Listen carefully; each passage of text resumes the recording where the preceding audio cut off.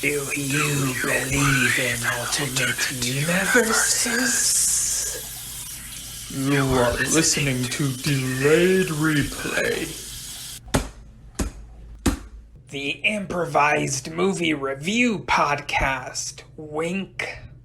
Everything is fine here. We're all fine. Just sit tight and listen to them talk about the movies they definitely saw.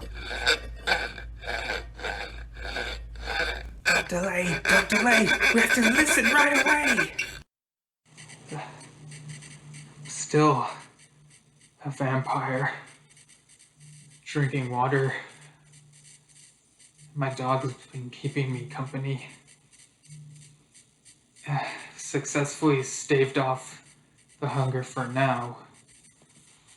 If stave is even the right word. Stave. Almost sounds like Steve. I think I'm regaining some energy.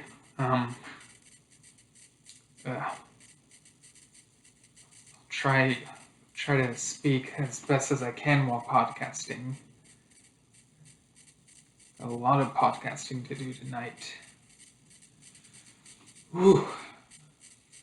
Hopefully those evil worms don't meddle with the recording too much, the overlapping voices and whatnot, but we'll see. Okay. Think I'm composed enough. I can do this. Hello, listeners. Welcome to another episode of Delayed Replay here on channel 1138. I'm Steven Schinder, your host, as always. And usually we review movies, but this time we're talking about a novel that came out about a week ago called Star Wars: The High Republic Into the Dark. And we got through it pretty quickly. We're very excited to talk about it. So first off, the first of these two guests, you've heard him before on the other High Republic episodes. You may know him as Starrapter. It is Chris Abbott.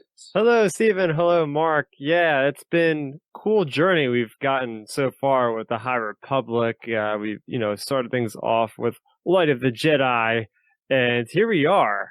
And we're talking about the third book here, and it's been going along pretty well. All things aside, I'm really enjoying the series so far. I'm looking into getting into the deep details with Into the Dark tonight. Yeah, that will be a lot of fun talking about this one. And Chris mentioned him. You may have heard him on the Star Wars Report or on Star Wars Beyond the Films. It is Mark Hurliman. Hey guys, how we doing tonight? Looking forward to this. It's feels almost like a return to the New Jedi Order, having a big, weird, conglomerated series that's not a series, that is a series, acting like a series. I'm excited either way. Yeah, I think a lot of us Star Wars book readers have been missing that, big event that doesn't have to be, informed by what happens in the films. It can kind of be its own thing. So this High Republic thing has been very refreshing in that aspect of just having something that doesn't have to be overruled by what's in the films or whatever. Mm-hmm. Yeah, definitely what we've been waiting for as the canon junkies out there. We've gotten a couple trilogies, but we want a full-fledged ongoing series. Where's that been? Here we go. We got it. Yeah. But before we get into it, Chris, I understand you went to New York City Comic-Con recently, right? Oh, yeah. So New York Comic-Con is my home convention. I live in New Jersey, so it's literally an hour and a half train ride to get to Manhattan from where I live. So I've been going there since 2015, and every year it seems like it just gets bigger and bigger and bigger, and it's slowly kind of crept out of the Javits Center and it goes into Madison Square Garden. There's huge panels there. You got the Hammerstein Ballroom that has huge panels, and it really takes over New York City. It's really awesome. If you guys are in the area in the beginning of the first weekend of October, it usually goes from that Thursday to that Sunday, and it's got everything from video games to movies, to TV, to, of course, comic books is the huge draw. I mean, they have the largest artist alley in the world, I want to say. Literally that if you're an artist or a writer or anything with comics, you try your best to be there because they have so many creators there, and it's so fun because you just bump into anybody and you just have a great conversation about the comic books they've done. I've gotten many a Star Wars comics signed and have had great conversations with somebody that was actually part of Star Wars High Republic. I've met Charles Soule a few times, and he's just such a cool guy. But yeah, this year, New York Comic Con, really, I think they had some of the best presence when it came to the Disney Lucasfilm brand. So they've had some stuff with Star Wars in the past. Like they've had one year with The Last Jedi. They didn't have a panel or anything, but they had a huge presence on the showroom floor. They had what was like a couple different costumes of the Praetorian Guards. They had some actual models and really cool like exhibit. Another year they had like a little cool photo op with the Star Wars Resistance Fireball ship that you could take a picture with BB-8. But up until this year, they haven't had that huge panel that you would expect to see at something like Comic-Con in San Diego or Star Wars Celebration. And I was hoping for it. And man, if they delivered, we got a Mandalorian panel at Madison Square Garden. I waited in line for like 5 hours. I got there at like 5 a.m. And I actually met up with Dominic Jones from the Star Wars Underworld because me and him have been powering around for the last couple of years. And yeah, it was worth the wait because Jon Favreau was there, Dave Filoni was there. You had the whole cast, you know, Gina Carano, you had Pedro Pascal, you had all those guys up on stage just having a blast with all of us people in the tri-state area and whoever else comes in from all over the world there. And they showed us the first episode of season 2 and a trailer that nobody else has seen. So for those that were there in the audience, it was one of those moments that you won't forget because it was like, yeah, we got this cool episode that I don't even want to talk about because there's some seriously like mind-blowing stuff. You guys have to experience it for yourself because it's coming out very soon. And that wasn't all. So that same night, that was on Friday, that Friday night, everybody that was like in the audience got access to like the special events, like after party. It was like 8:00 in this undisclosed location. And it was literally like they recreated like that cantina bar from like Navarro where the client is and like all this stuff. And they had literally like the blue drinks. This I guess they call it spatchka. That was from the planet Sauron, whatever. I forget the planet's name. The one that was in episode 4. Yeah, episode 4, where they find Cara Dune. They had that blue glowy stuff, and I don't know how they made it because it literally was like neon blue. But it was fantastic because you had like people walking around in these costumes that were like straight out of the show. I couldn't believe it, man. Like me and Dominic Jones were just like, dude, what are we even doing here? Are we actually in New York or are we actually somewhere else in the galaxy? Because, and then you had like a droid that was like, I guess like the droid almost similar to like the one Rex from Galaxy's Edge, which was like disc jockeying. I tell you, it's like the best party I've ever been to. I was like, we were up till like 2 a.m. It was like unbelievable. Like, you know, it was like we had to pace ourselves because we had to find our way home that night. You know what I mean? But it was phenomenal. We actually like rubbed elbows with Jon Favreau himself. It was like, we did a double day. We're like, holy crap, that's him, you know? And there were so many celebrities there too,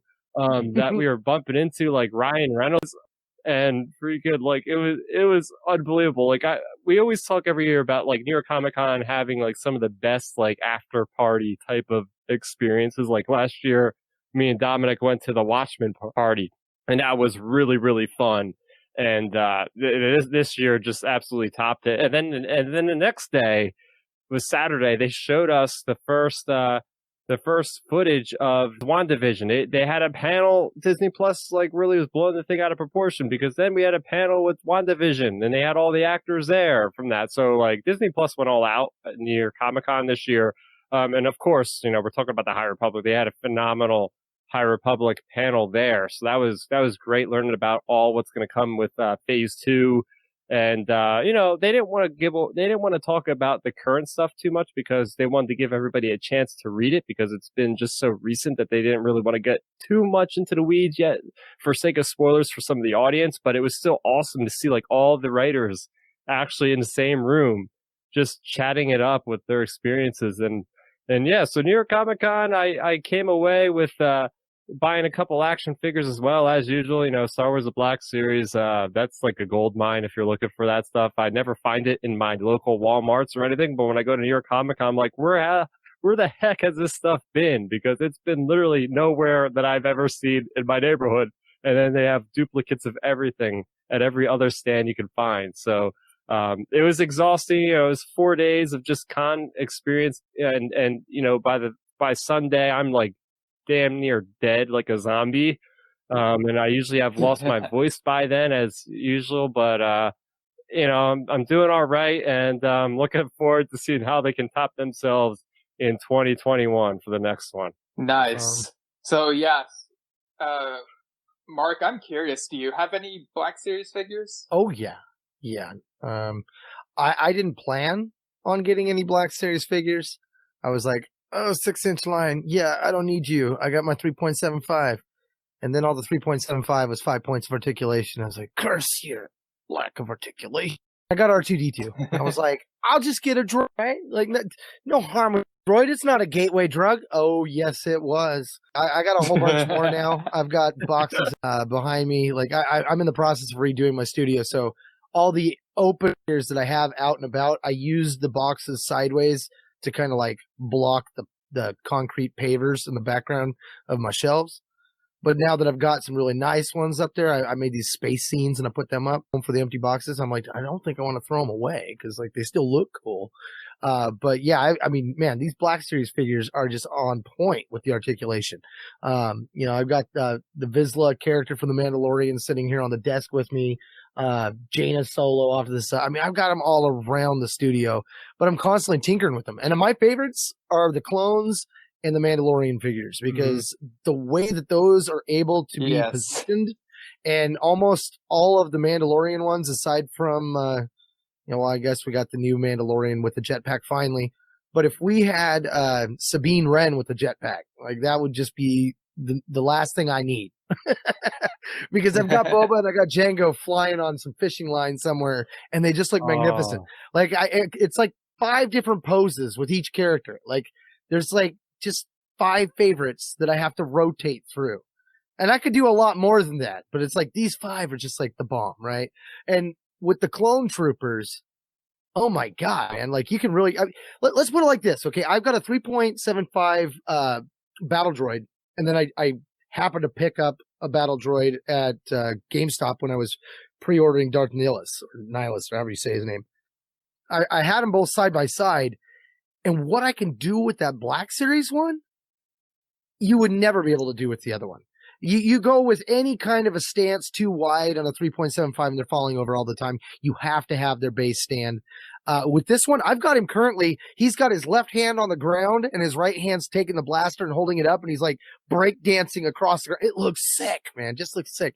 Yeah. So yeah, I've tapped that well, and it's brutal. But I will admit though that the HasLabs Razor Crest has got me kind of wishing that I was still doing 3.75. But then the price tag reminds me that no, I'm good. I don't need the life size 3.75 version of the Razor Crest. Yeah, it does look super sweet. I'm tempted.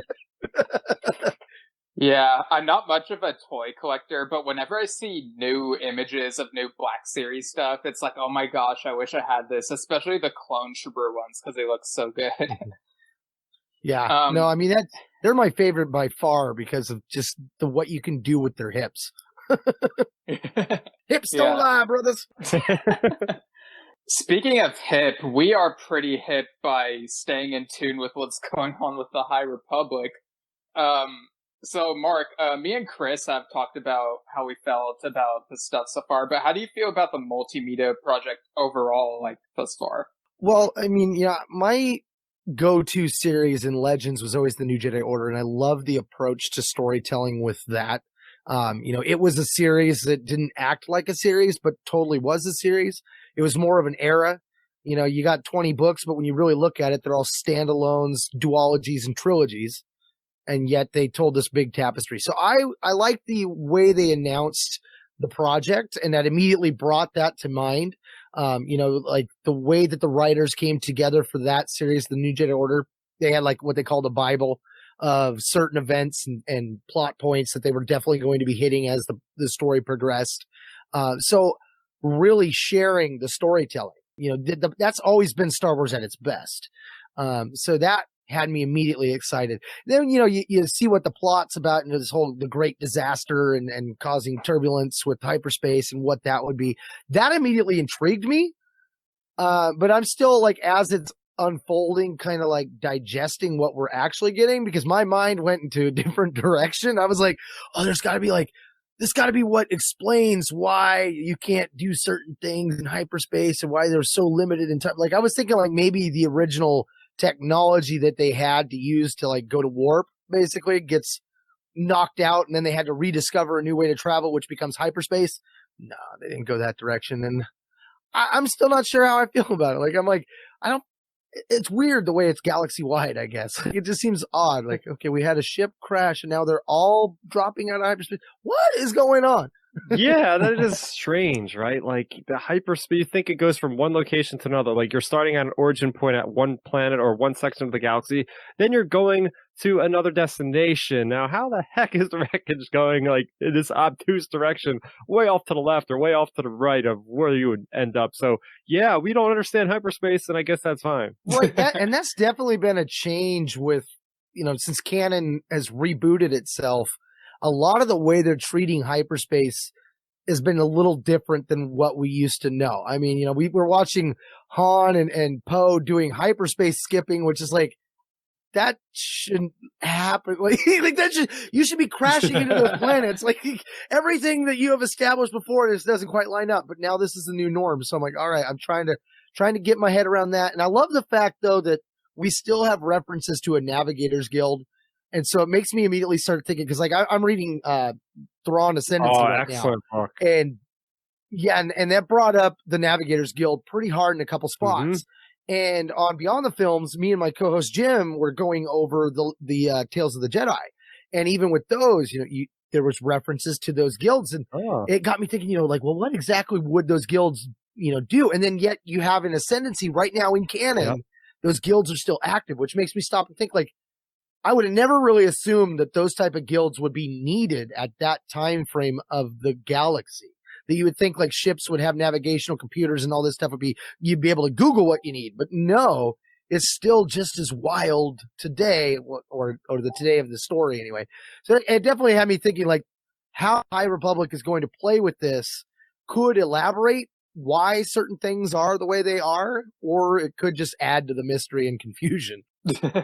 Yeah, it's kind of like the Force, right? I feel like the more things we learn about the Force in canon, the more confusing it is. So right. I just try not to think too hard about it, I guess.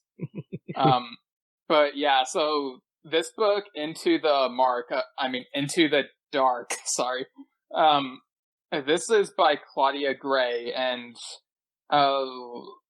Chris, what are your thoughts on Claudia Gray? Hands down, one of the best writers in Star Wars, period. I mean, starting off with Lost Stars is a book that I think many people will say is their favorite out of canon, and it's one of the first books to come out in canon, which really proves to you that, man, it must be pretty good if it's still holding a candle to like several dozens of books that have come out since or whatever. I think she's got a great concept of the galaxy at large and able to fill in blanks of different parts of the space in the story of the overall Star Wars story that really adds and enhances different facets and different characters. Like you're looking at Lost Stars, and it gives us this great perspective from the Empire, but also from the Rebellion at the same time. You're looking at Bloodline, which goes into the formation of the Resistance and gives us like some more introspective different thoughts about Leia and how Ben Solo might have turned to the dark side simply by some actions she chose not to tell him, and different things like that. There's also the book that I really like is Leia, Princess of Alderaan, which is sort of like a pseudo origin story for Leia, and in that she's actually really builds up the character. And I think that's one of my favorite books. The top three is Leia, Princess of Alderaan, and that's also a young adult novel that feels like it's really an adult novel, the way it's written, the way it just doesn't feel like it's catered to a younger audience. And I think that's across the board with her books. Like Lost Star is the same thing. Like I wouldn't discount that book just simply because it's a young adult. And here we have another book, Into the Dark, and it's the same thing here. You know, we know what to expect from Claudia Gray, and right off the bat I was like, yeah, I know what I'm getting into, and it definitely didn't disappoint. So yeah, I'm really a big fan of Claudia Gray, and especially after reading this book, I hope to see more from her, especially in the High Republic. And Mark, how about you? What are your thoughts on Claudia Gray and her works? I'm in the same boat. On Beyond the Films, we say she's the new Zahn. Nice. And in fact, she's hitting it more out of the park than even Zahn is right now. I mean, Zahn's books are good, but Claudia Gray's are definitely a top shelf books. And like you mentioned, the fact that these are advertised and marketed as young adults, as we say on Beyond the Films, these might as well be adult books because they have adult topics. Her books have had, sexual encounters, things that are very much more on the adult end of young adult than it's on the young side. And, it's always done in a way that has always felt in universe, and it's always been intriguing. Not the encounters themselves, but her stories. But for me, I definitely think that you give her any kind of story and she is going to rock it. And Bloodline for me was what really proved that, because that was a story that I felt like I didn't care about, but it's probably one of my most reread and re-listened to of the new canon books. I just kept getting more out of it each time I would listen or each time I would reread it. And I mean, that always happens with every Star Wars. Like if you reread something the most, that's probably going to be your favorite book eventually because you get more insight out of every read. But she's definitely got one of those where you don't feel like you're treading old ground, even though you've read the story a couple times. So that's definitely something I appreciate about her writing style. The way she digs into the characters and stuff, really fleshes them out. I love that aspect of things. But seeing her tackle Jedi, I think that's something that for me, that's what I'm most excited about this era, because it seems like since canon rebooted, the Jedi have taken kind of a back seat outside of shows like Rebels and Rey's story in the saga. And we don't know if there's ever going to be any books and stuff about Rey establishing, a new Jedi Order of her own and stuff like that. But it's definitely felt like the Jedi have been on a decline in the time frame of the most current stories in the timeline. So going back and getting to see, the Jedi at what could be their prime, I still feel like 200 years isn't that far of time to have gone back. Like they should have really jumped far, far back and really liberated themselves. It would have been nicer to have an era where you could take Alderaan, for example, and cause some kind of forced catastrophic event that turns it into Mustafar for about 500,000 years. And then eventually it gets, rebuilt back up to what we see in the other films. Like, I think that'd be a really cool way to really explore things, but I digress. Hey, I agree. Like my initial reaction to the 200 years, because we were hearing reports and rumors, it's going to be 500, 400 years. I'm like, that's fair. Then they're saying 200 years. I'm like, wait a minute. And I started putting the question out there. Is that too soon? I mean, yeah, look at the general timeline of what we know in Star Wars. It's like, what is it, like 80 years from Phantom Menace over to like Rise of Skywalker or something in that ballpark? I think it's 67 years, because I remember thinking, it's kind of funny that like from Phantom Menace to Force Awakens is 66 years, because it's like 40, 66 or whatever. Yeah, so I'm like looking at that, I'm like, oh, well, it's not much further off than all of that stuff that happened. But then they started talking about the plot and the story, because I'm a big Knights of the Republic fan, so looking at that stuff, I'm like, oh, that's not even far at all compared to 4,000 years in the past like them. But then they were talking about exploration and like, oh, wow, things really happen pretty quickly if they were just discovering the Outer Rim 200 years prior. So right. The other side of it that really upsets me by not going back as far is you eliminate the opportunity to explore the Sith more, because we're still in the era now of the rule of two and that they should, in theory, be wiped out or real close. I mean, I don't know if they ever say when exactly the Jedi thought they were done for. There were no more Sith around. We killed them all. But the fact that we don't have that at all, and that's something too that in Legends, the farther back you went with the Sith, the more complex their story was. It's like, what do you mean they're a species? What the hell? They're not a species. Like, and then you discover all this, and you're like, wait, they're a dark Jedi. They bred with them. So what? Like, it got so layered, and yet in canon, all we know is that they're just a dark side Force tradition. Like, there's nothing more beyond that. I mean, they sprung perhaps from the Jedi. I think it would be really cool to find out that the Jedi sprang from the Sith, personally. But, it's an opportunity that they really could have jumped into if they'd have gone back a little farther. And you also got characters like Yoda. Maz Kanata could show up because she's still alive at this time. She not so much, but his dad. I mean, I simply think they're playing it safe right now because they want to make sure they can put the feelers out there. If the fans really dig the storytelling here, then they might go back in the past. I always think that if they're dealing with the Sith on a large scale, they should probably do something that's more live action or more animated or something that's in the visual realm of things because people really want to see that. I mean, you watch those old Republic trailers.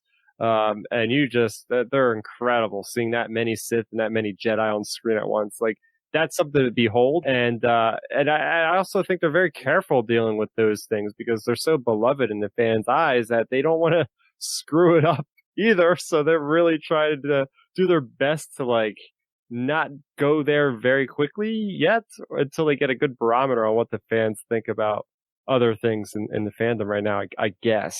Right. I do like that idea of the Jedi springing from the Sith, and because, like, we know that the Jedi Temple on Coruscant was built over an ancient Sith temple in canon, so maybe that could be possible, but we don't really know yet, I guess. Mm-hmm. That was always one of the things I always enjoyed, too, about the New Jedi Order series, was when they put that out there, like, think about it, why would the Jedi build their temple on a nexus of the dark side? Like, wait, that's a good question. Why would they? And if you haven't seen what Chris was talking about the Jedi and the Sith fighting, check out the trailer for the Old Republic, Deceived. It's definitely worth your time. Nice. And yeah, with Claudia Gray, I really enjoy her writing as well. I really enjoyed Lost Stars. Probably not as much as most of the fandom does, but I do think it's great. Like, it does hit the familiar beats of the movies, but the characters are well written. And Bloodline was a really great political thriller with Leia, and then you see a younger version of her in Leia, Princess of Alderaan, and that is one of my favorite canon novels, because you get, like, her relationship with her adoptive parents, and it's something you don't really get in the movies and such, so that was, like, really great to see there. And then you get Master and Apprentice, and From a Certain Point of View, which I love that whole, most of that collection. And then, of course, the Qui-Gon and Obi-Wan novel, Master and Apprentice, which is probably my second favorite canon novel behind, I don't know if it's second, taking the High Republic stuff into account. I might have to recalibrate my rankings, but, like, Dark Disciple has been my favorite for a while, and, like, Master and Apprentice is pretty close to the top. I really enjoyed that one, and how that, and, like, even the video game Fallen Order, explored the Jedi more, and so I do like we're getting kind of a resurgence with the Jedi and all these different things now. Mm-hmm. So getting into the dark, so obviously there are a bunch of characters in this, but it mostly focuses on this Padawan named Reath Silas, and he's someone who would rather stay at the temple and study the Jedi archives. And he reads about all sorts of weird stuff. All sorts of creatures. I think he just really likes, like, the zoological aspects of the galaxy. I mean, we see his browsing histories, like looking up Minox and Exogorths and all sorts of weird things. Like, okay, what use is this going to be to you in the field? I guess he's just trying to entertain himself and likes to just, like, kind of cozy up in some comfortable Jedi clothes and just cruise around their historical database. From a storytelling standpoint, I think it's a brilliant move, though, because if they need anybody to be an authoritarian on any topic, he just happens to know it. You know, like, it's like Rey having the flight simulator. She needs to get a ship. Hey, she just happened to have learned. You know, you can find out that he did a whole semester on mechanics. Like, any topic available, boom, there you go. It just turns out that he was studying the books. Yeah, for sure. And so he is sent on this mission, like he's sent out from Coruscant with other Jedi and some traveling companions.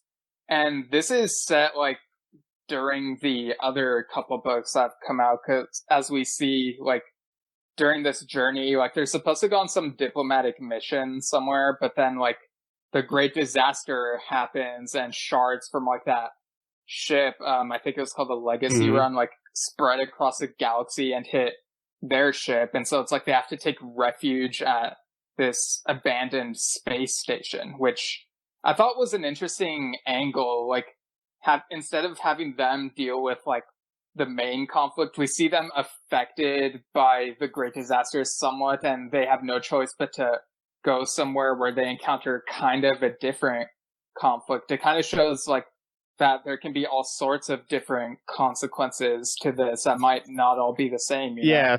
Like the reality for the people at large, they don't care about what's happening to the main galaxy. They got their own heat going on. Right. So they find this abandoned space station and like try to land there, try to figure out what to do from there.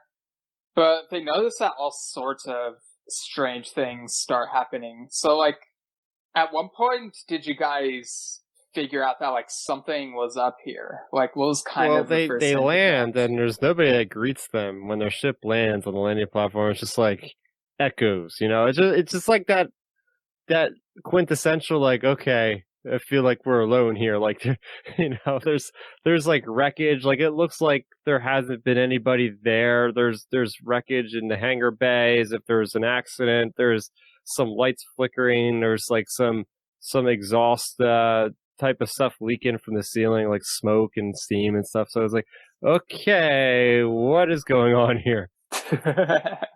Right. As soon as they landed on the station, it picked up a Joe Schreiber vibe. You're like, is this Death Troopers? Like, wait a minute, is this Claudia Gray? I was not prepared for this. Like, and honestly, like, just the fact that the station, the way she described it, I was immediately pulled in. I was like, okay, what happened to everybody on the station? Why is it empty?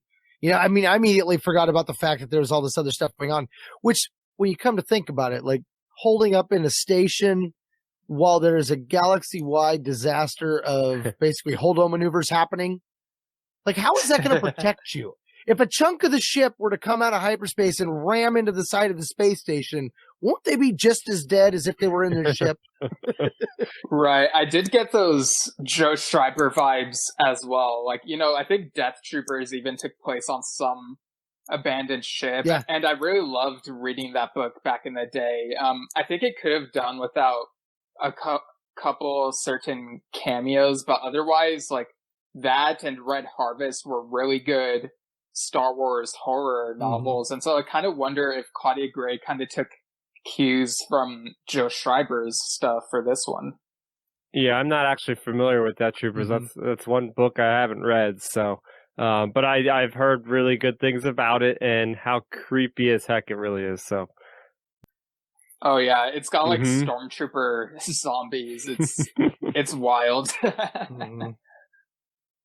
Yeah, but, Schreiber's more like a Saw movie, whereas this one felt more like you're like, I'd almost say Blair Witch Project, because it's like you're just out there, you're alone, and what you don't see is more terrifying. It's almost like the first couple seasons of Supernatural, where the less they show of the bad guy, the more terrifying it is. Oh yeah, and like for much of the book, we're not sure what exactly is at this station. Like we hear, like they mentioned, like hearing some like footsteps or like some skittering or whatever, like every now and then, but they can't figure out like what it is. So it really builds up the suspense, and like as they're progressing through the station, like a couple of them start disappearing, and that's when you know like stuff's gonna go down, you know? It almost felt like a Scooby-Doo mystery at that point. It's like, where did Velma go? Like, oh, she was just there. What really was interesting to me was the design of the space station. And I didn't realize how big it was until they got deeper into it. And then they found that cave hidden behind the wall. And you're like, whoa, wait, this is all an asteroid? And when they went down in there, I mean, dude, then it started to get this whole Indiana Jones vibe. I was like Temple of Doom and stuff. Like I was waiting for some kind of Sith reference at any point. I'm like, please bring in the Sith, bring in some Darksiders. This is getting real creepy. Like I almost felt like it was Jason and Lamaya when they were on that one planet where she was trying to seduce Jason in the Fate of the Jedi or whatever it was, or Legacy of the Force. Had that same type of vibe. Like, who built this? Yeah, and we get like weird stuff like the cave that's like hidden behind a wall, and like Wreath is like we have to like explore it. There's also another character that's depicted on the front cover, and her name is Sela Borath, and she's got this gear on because she's actually a Republic Special Forces operative, and so we're coming at it with these two different characters, and she's kind of more grizzled because he's a Padawan, but she's kind of there escorting him for whatever they were going for. I forget that detail, but I think it's pretty cool because the way they bounce off of each other, he's pretty naive, whereas she is the seasoned kind of veteran that is going through there with more of like, okay, this is what we got to do. We got to go to this place and do that. And he's like, okay, yes, whatever you say. You know, it's like, what'd you think about her as a character? Definitely the gun ho, kind of like the gadget of the group. Yeah, like I got the sense that she felt more confident than he did, which is kind of funny to see, like, because, you know, he's a Jedi, he's supposed to be brave, supposedly, but he's kind of doubting himself every now and then. But I did like their back and forth, their whole dynamic, and it's like, together they have to lead the group, like, hand in hand, and so sometimes they have arguments every now and then about the next move to make, but you do get the sense that they do respect each other and just want to do whatever is best. Yeah, for so the first objective group would be for them to kind of find what happened to the station. So, you know, with Sela, she's experienced with finding out different ways of whereabouts of different locations and whatnot. So they have to get to the central processing hub. So that is their mission. They're in the hangar. They got to travel a pretty good distance, and it's, for the most part, this is a very foreboding type of environment because you got the lights flicker and you got some strange noises, and they know they're not alone there. This is kind of where Reese's like zoological expertise comes in handy, because they are confronted by these fear knocks, which they look very hungry, but he kind of knows like some stuff about them and like how to handle them. So how did you guys feel about how I was getting some serious Star Wars Rebels connections from the first season when we had Ezra Bridger and all those guys. They had to deal with the fear knocks on that abandoned Clone Wars facility, which ended up being in season 7 of Star Wars The Clone Wars, believe it or not, I think, right? I think that was the same location. But anyway, so I was getting flashbacks to that, because then you have Wraith, who is basically just like doing like beast mastery on some of these fear knocks, and because you got to think about it, this character, he doesn't want to ever use his lightsaber, like ever, like unless like something attacks him, he's gonna have to defend himself with the lightsaber or whatever. But most of the time he'll try to at least like either bargain with the person to try to calm them down, or if it's a creature, try to use like the Force to like not cause, you know, permanent damage to them or whatnot. So that's his first instinct, is okay.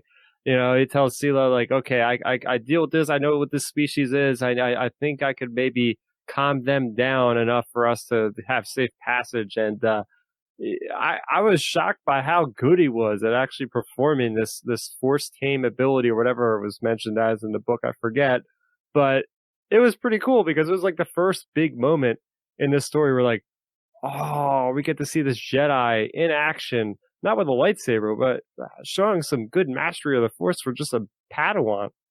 At first, I was irritated, though, because the whole reason why he didn't like to ignite the lightsaber, like, I thought it was too cliche at first. He's like, if I ignite my lightsaber, I've already failed as a Jedi. And I'm like, okay. You're going there. Okay, I see where you're going with that. But when we got to that moment with the fear knocks, I think just the way that Claudia Gray described that scene with the hallway having limbs strewn all over, that made them a lot scarier when I didn't put 2 and 2 together at first that they were the same ones from Rebels. And then once I realized that, I was like, oh man, just that little detail with the limbs and stuff made them seem a lot more threatening than I ever thought before. Like, we didn't get that in Rebels. But like, oh man. Yeah, like with all the limbs that are strewn in the hallways, you got like a couple of characters who pretty much lose their lunch and whatever. So they keep on progressing, but of course the Fearnox are not the only thing that's at this station. They hear like something like that sounds, it's described as like very heavy, and like everyone's trying to get ready, get on the defense, and then that's like we eventually discover that there is like this character who is very menacing, like the way they're described. It is a Hutt who has peak physical condition. Now, Mark, we've talked about this, how like this reminded you of Beldoran the Hutt. Right? He was a Jedi-like Hutt, though. I liked the way that they used the slug-light aspect of Hutts. Like you find out that he had been basically dodging and hunting the Fearnox, and would kind of like octopus himself through the stuff. I was like, that was an interesting trait that I had never thought they would do with a Hutt. And I was like, man, now that definitely makes him different. Because you always see him and you see him really fat and stuff, but then to think that like they could be like an octopus and squeeze their entire flatulent body through a little wall crack, I'm like, okay, that makes them a little more intense. Oh, gosh, yeah, that's something else. Yeah, and this Hutt says that he's been here for like longer than he can remember, like to the point where he doesn't even remember his name. So yeah, he seems like he's kind of lost it, and he mentions that there's someone else whom he's at odds with here. And I was just going to say, I wanted to add in, we can't forget about how he actually sounds, or how Claudia Gray writes, like how the characters hear him, because he's got like one of those like vocabulator like necklace things where he's speaking Huttese, like it amplifies it into a basic, but like the basic that comes out of his amplifier is like very distorted, and it just sounds menacing as hell. Like it sounds so deep, and it's just like, oh my gosh, like the characters hear him, and just like their hair stands on their limbs, on their arms, it just stands up. It's like, oh my gosh, like this guy's crazy. The accentuation of the V's and the Z's while he was talking was kind of cool. You did kind of almost feel like maybe the vocabulator was more than just a vocabulator, because some of the things he said, you're like, okay, he's either really lost it or maybe he's an android. I never quite figured that out until we got to the end. And I was like, okay, yeah. But I kept going back and forth thinking, maybe that vocabulator is a droid and it's actually slaved him or something.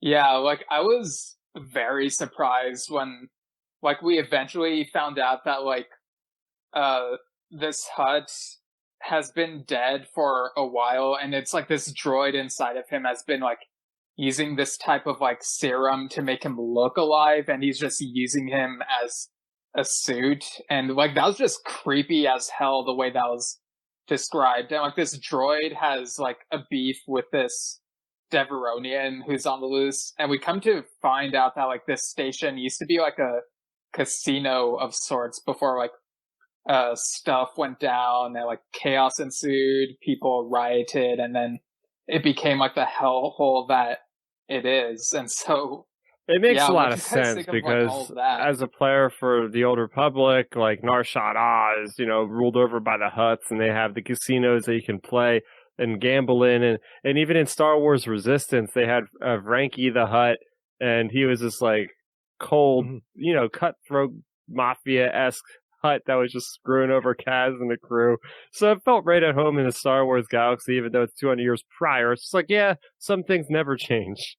Right. And finding out the droid angle, that made me stop and think, okay, maybe the other Hutts couldn't do that whole blob thing. Because, like, at that point, I started thinking, like, different technologies that I've seen in other types of shows, like the nanobots and things like that, nanotechnologies. I'm like, maybe that's what it's doing. It's like, get in there and it's just, like, totally taking all that's left, and he's just a skin sack, basically. Because, I mean, the way she described him was such a powerful character. And then when you found out that he had been basically ravaged and ruined by the robots, was like, oh, another reason not to trust droids. Yeah, and in a meta sense, it kind of brings Hutts back to their roots in that, like Hutts were, or Jabba the Hutt specifically, was a puppet in Return of the Jedi, and it's like this droid is basically using this Hutt as a puppet. So that's kind of funny to think about. It reminded me of the Iron Knights. Definitely. Did you guys ever creepy. read about the Iron Knights and Legends? Never heard of them.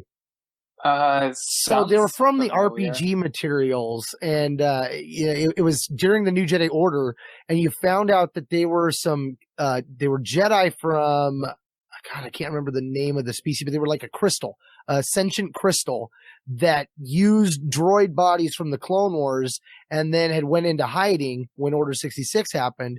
And then when the Vongs showed up, the Vongs sought them out once they found out about them, and they joined up with Luke's order, but they never saw them in any of the books, but they were from the RPGs.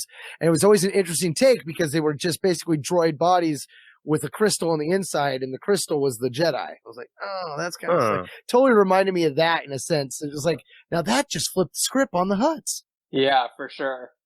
And yeah, like Claudia Gray does such a good job of like subverting expectations and including all these twists that like keep us on our toes. It's just amazing the way that she crafts these. I like the fact that we had mysteries that were already introduced about the galaxy, because it definitely felt like how Tales of the Jedi did the same thing. You came into the story, but you had heard about this conflict that had happened before with Empress Tita, and how she had unified the system and stuff. And you would look back, and there would be no story about that, but you would find out about that history through the story itself. And her setting things up like that, and then the relics and stuff that they found when they're in there and they're looting all the stuff. Like, there were so many items that she gave such detail to that I'm like, we're either going to find out that this has a history, or it's going to be used for something later in the story. Because it was just one of those things, like, you don't draw that kind of attention to just certain elements unless you're planning on doing something with it later. And I got immediately excited about that, because you could go either direction with the way she wrote it. Yeah.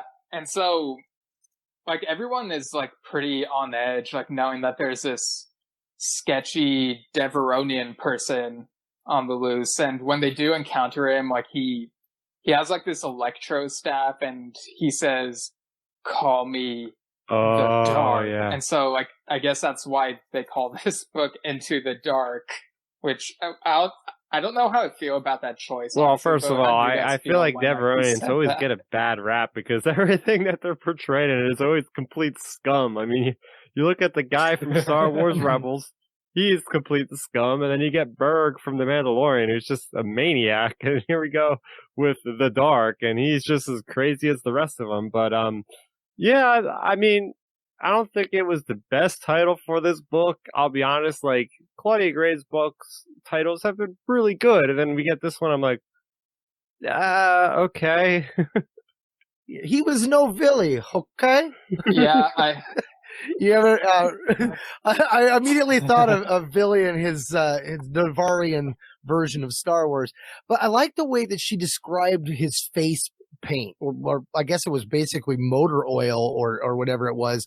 The way he had ran it down his eyes and streaked it over so his face looked like the Dark, and they kept referencing that, like he would hide in the shadows and stuff, and you could almost, the way the makeup picked up the shadows when he hit the light, it would almost look like it would expose the head but not his face. It kept looking like he had no face. I was like, that's kind of cool. But he was a twisted character, man. I was like, what is up with this guy? Like, he definitely had a hard life at some point, because it definitely changed who he was into a formidable opponent. Yeah, because he mentions that, like, when he was growing up, like, his family would have this, like, hunting tradition, and it kind of reminded me of what we learn about Tarkin and his past. And so it's like, for him, like, there's this ongoing hunt, and he's like trying to prove himself that he can survive with little food, like as little as possible, and still like try to be like as terrifying as he can be. It's like this weird obsession that he has. It's definitely intriguing how he interfaces with the character of the Hutt that is there. Then the Fear Knocks are there as well. So you got like all these different components that are all kind of independent of one another, but yet all kind of integrate with one another, which lends to like more chaos in the story because you're not really sure if any of these things are cohabitations of others or whatever. So it's like it kept me on my toes. Like, okay, like, are the Fear Knocks under the impressions of one of these characters, or they just happen to be there? It left me like just intrigued all around. Yeah, definitely. And like he picks off some of the group like one by one with very little difficulty. Like it kind of reminded me of when Grievous was introduced in the Micro series, and that whole thing kind of felt like a slasher movie in a way because yeah, like I'm a sucker for electro stabs. So like a Magna Guard electro staff or whatever he actually wielded, and it was a treat to actually hear how proficient he was with that weapon. Like just like crouching down and like doing like a 360 like slide kick in the guy, and then just like charging the thing to full blast and like hitting him in the chest and making him go flying into a wall. Like there was some really cool acrobatic finesse that he had with his athleticism there. Yeah, I like the cartwheel. The way she described the acrobatics was kind of cool. You definitely felt like you were in the moment there. Oh yeah, definitely. And like obviously this catches Wreath and Sela off guard, and they're trying to keep their wits about.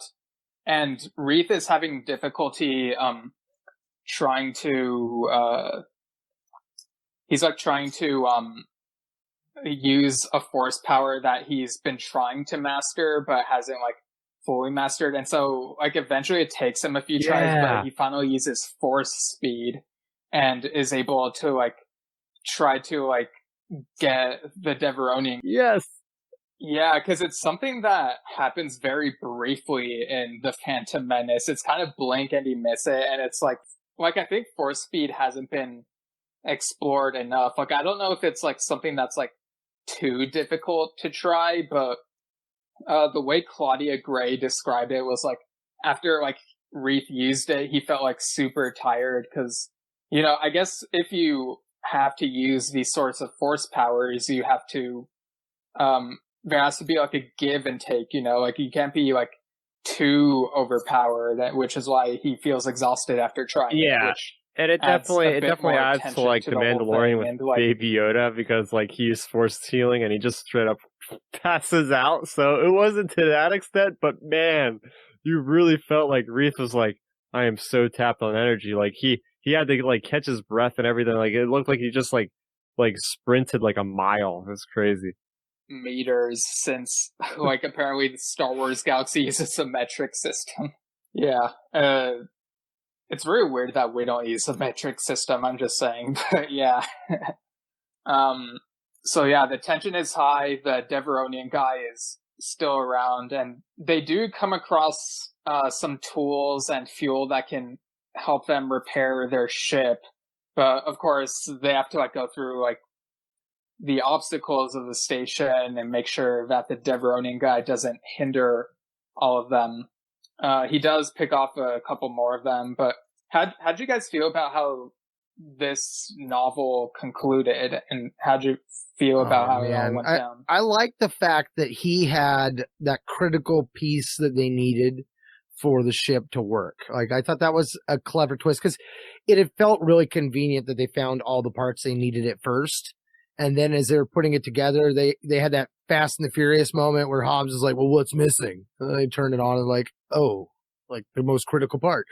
And then you're like, oh, that's what's hanging around his neck. So you also had that kind of Pirates of the Caribbean feel of things. Like, you got to get the key for Captain Jack or whatever, so you don't go to Davy Jones' locker. Like, I thought that was a cool little twist. Like, I don't know. For me, like, I like the cliche villains. So to give him that reason that he had to kind of go down, because the guy was just a D-bag. Like, the way the character was just represented, like, there was no bargaining with him. He didn't want to give the part up. He was keeping it for himself. So I felt like, Wreath was against the wall at that moment. Like, it was an all or nothing play. They had to go forward the way they did. So I liked that, and I appreciated that. When Wreath straight up slaying the guy, like Claudia Gray like describes it, how he like feels a surge of anger trying to like take down the guy, and so it's like in the aftermath of that, Reith is feeling very it was like such a monumentous moment. Like I did not expect him to use the lightsaber in that regard. Like that's really bad for a Jedi Padawan to strike somebody down like that with a lightsaber. It's like, oh man, and, you know, and that's what's so great about the High Republic. It's like, yes, we got the conclusion to this book, but this won't be the last time that we see Wrath, right? We're going to see this character in other books. Maybe he'll get another sequel book to this one. He'll maybe make a cameo here and there in other books and comics, but to see his story going this way, like this guy that we thought was like a paragon of light, like he would only use the Force, he would use everything in defense, and then to see him at the end where he actually like somehow taps into anger for that split second and actually kills somebody, I'm like, oh, I did not see that coming. Mm-hmm. I like the fact that the librarian aspect where he was always studying up gave us all those references of other people that had that fall. Like he was so worried he was going to be like Darth Oil. How was that spelled? Oile. I'm probably not saying it right, but he threw out so many different Darksiders. They weren't all Darths and stuff, and it was just every one of them. I was writing them down. I'm like, okay, there's gotta be more coming here. There's gotta be more there. Like I'm a sucker for that kind of throwaway lore. You know, if they ever come back to it, I'm beyond myself with glee. But just getting those references, I'm like, oh, this is like that the Dark Legends book, man. Like there's all these dark characters. That was cool. And the fact that Claudia Gray gives us that internal monologue and the stewing of the character. You know, that's something that it reminded me a lot of Jason Solo, the way Jason kind of ended up eventually throughout his years of a story from New Jedi Order into Darkness and stuff, falling, but at a shorter interval. And yet he's very meta-ly aware of what's going on to himself because of his love for books and lore and history. So I thought that was a really interesting conflict that was going on in his head while he was laying there as they were leaving and they're flying away off in the ship. And you just have all that moment of just him just like beating himself down. And yet you can feel exactly why he's doing it, because all the way through the book, like you said, him being the paragon of light, like it hurt, man. It was like, dude, like you let yourself down and you know it. Whereas like with Jason, like he had convinced himself he was doing all the wrong things for all the right reasons. Whereas this guy was trapped. He had no other choice. And that weighs on him because he's just like, you know, yeah, I know I didn't have a choice, but I probably did. And they never give us what that choice should have been, but he's definitely playing it hard on himself. So I'm wondering how that's going to eventually impact the character or lead him one way or the other when it comes to terms of light and dark. Yeah, and wasn't Jason also an animal person? No, he was the kinship with animals. Oh, yeah. Yeah, I definitely got those vibes with this character. So I thought that was very interesting. And yeah, after they repair the ship, they're able to get the Fear Knocks on because they want to be able to bring them back to their natural habitat. And he can still, like, guide them and whatnot. So everyone's safe on the ship. But, like, the droid that was, like, using the hut says that it wants to stay at the station in case, like, anyone else comes. And it's, like, this really weird moment. But, like, I mean, there's not a whole lot of room on the ship for the hut body, I guess. So they just... Do you think that them putting the beacon out there telling everyone to stay away from the station is going to be enough? Because, like, leaving that character alive and on the station felt like we're not done here. Like he's going to be coming back. And it seemed like, you know, Claudia Gray went out of her way to put up like, well, we'll just put out this beacon so no one will avoid. Like, when does that ever work? Yeah. I mean, if there is a follow-up, like it could be interesting to see more people like end up at this station, but at the same time, it might feel too repetitive. Like I want to see like what's next with, Silas and like how this incident will like haunt him on like his future missions, it definitely led to some storytelling that really will branch off and different characters. That's what's so great about the High Republic is just the potential of all these like intersecting storylines now, and especially at the end of the book when you see Wrath return to the Starlight Beacon and you see these other, it was like this big cool moment where you see like all these other characters from, if you've read the Test of Courage and you know, Light of the Jedi, you see Loden Greatstorm, you see all these characters Staros was there with her buddy. Trennis was there. All these characters, and it's like, oh yeah, see, these are all connected here. And he has to report to the Jedi Council about his findings. And ooh, that was a scene to leave off on for sure, because it definitely had a nice conclusion to him reciting his events, but it also led to like, ooh, like, is he going to reveal his turn of the dark side to these characters or not? Mm-hmm. I liked how Claudia Gray threw out so many different characters. So like now I'm even more curious, like how many more are going to be in books that we haven't even been told yet, but they happen to be side characters. Like I think that would be a really cool aspect if they go forward with that, because I was surprised at how many people. It almost felt like Alexander Freed's story. There were so many character names being thrown at me at once. I was like, I need a pen. I need a character list. Yeah, what's going on? I love those moments, but it's also a little overwhelming at points where it's like, oh, should I know that character name or no? Yeah. Yeah, I do love the connectivity, and it does seem like they're really fulfilling the promise of like synergy in this project. So I guess with that, we can go into final thoughts and score out of 10. So I guess we'll start with Mark. What are your final thoughts on Into the Dark and score out of 10? Trying to understand still how it's going to play in with the greater scheme of things. As a standalone story, if I was to just take it, as it is, I felt like it was a really strong story. It was really fun. It felt like a Star Wars adventure, like you travel along, all of a sudden something happens, now you're in this place. Almost kind of like Mortis in a sense, like they're doing their thing. Then when the adventure's over, they go off and they're doing their own thing again. So I like that. I'm really looking forward to seeing how the next couple books play out and how much of this is going to come back and how much of it'll play out throughout the series as it goes on. Because Claudia Gray's never been light when it comes to just dropping little details. She definitely picks up on them, but she always does it in such subtle ways that if you're not paying attention, you're going to miss it. So, I'm definitely hoping that I catch all those little things, because when you put that kind of hard work in, it's good to be recognized for it. Overall, I would say this was probably a strong 7 for me. I felt like the characters were good. The reason why they got there was good. I think the only hardest thing going against it is the premise of the overall series as to why the hyperspace stuff is happening. Like they don't dwell or give enough narrative on that for me to really feel like, okay, I'm all in on that aspect of it. So I feel like that's still like this backdrop of what's going on, but I feel like that was really irrelevant to the story aside from the fact that it pushed him onto the station. I mean, they could have come up with a couple reasons to have done that. So in that regard, I was like, yeah, I can't give it high marks, but it's definitely a strong story. It's probably one of Claudia's good ones. High marks. Chris, what are your final thoughts and score out of 10?